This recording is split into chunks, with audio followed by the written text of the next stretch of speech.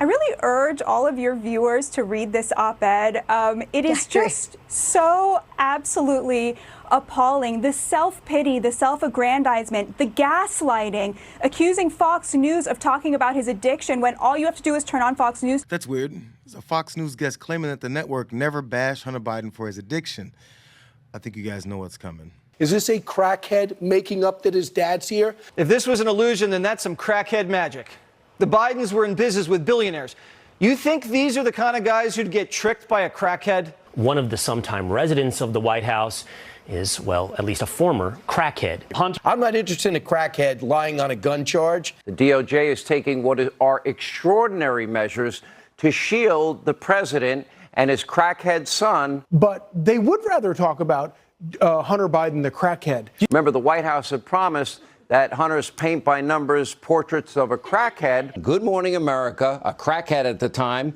She was having sex after her husband died with Hunter Biden, and they're all whores at this point. Chinese energy company paid Hunter Biden, a crackhead. Biden was a crackhead. No one on earth would hire Hunter Biden. That kind of coverage is exactly what Fox News audience expects, making that guest's claims even more puzzling.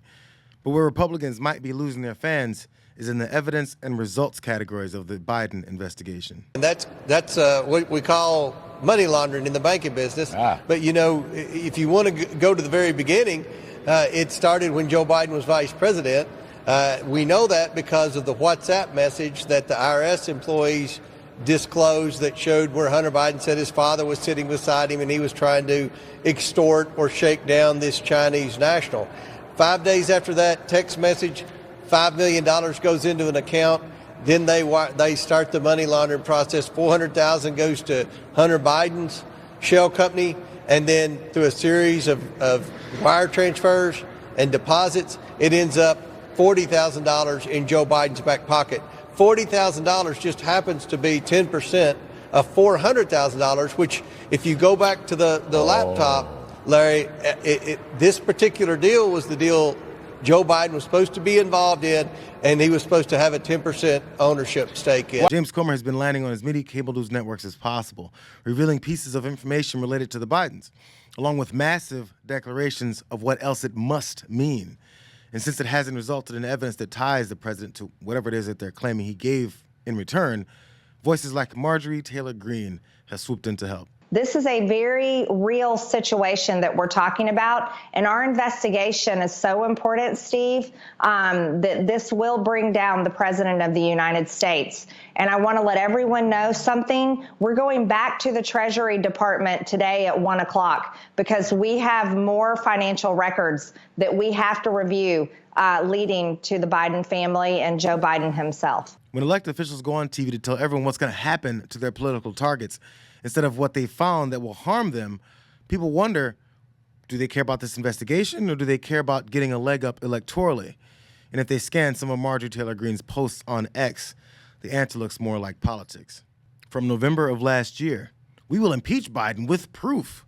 It will be easy. I delivered a floor speech explaining why our Republican-led House must move forward with an impeachment inquiry on Joe Biden for corruption and abuse of power. We have the evidence, unlike the Democrats with their bogus impeachments of President Trump. It's time to impeach Biden and expunge President Trump's impeachments. We're going to drag Biden and everyone who covered up his crimes through the headlines day after day, month after month, and prove to the country the entire Democrat Party is corrupt and can't be trusted. So no matter which candidate runs for president, if they take Biden out, everyone will know the Democrat Party is filled with liars and traitors. That, combined with Bidenomics' destructive policies, will cause Democrats to lose big. She's not good at hiding her true intentions. But there's a new MAGA sheriff in town in the form of Speaker Mike Johnson, and he's ready to skip over all the BS speculation and head fakes over actually subpoenaing the Bidens the way that Comer keeps doing. Yeah, this is always going to end with the Bidens coming in front of the committee.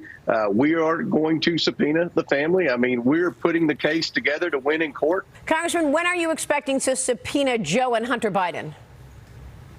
Well, we want to talk to about 3 or 4 more associates first. We've been communicating with a couple of them. We're trying to bring them in just like we did Devin Archer for a transcribed interview.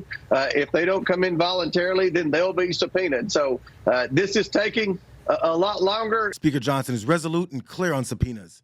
letting everyone know this is not about politics. Are you expecting to subpoena Hunter Biden? I'm looking at that. I think that desperate times call for desperate measures, and that perhaps is overdue. We've not made a full decision yet. I'm counseling with the attorneys involved on all of this to see what the contours of.